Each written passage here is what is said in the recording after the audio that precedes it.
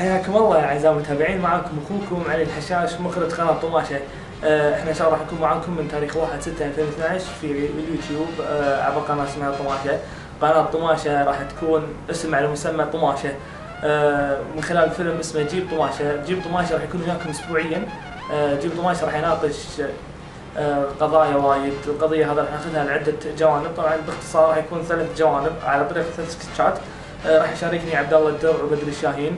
عندنا جروب التويتر اسمه طماشه. هذا الجروب اي شيء بخاطركم تبي تقولونه، افكار، مشاركات، انتقادات، رايكم، ضغط، كله قطوه بجروب طماشه وخلوا الجروب طماشه. طبعا الجروب منكم لكم، يعني هذا هو المثالي.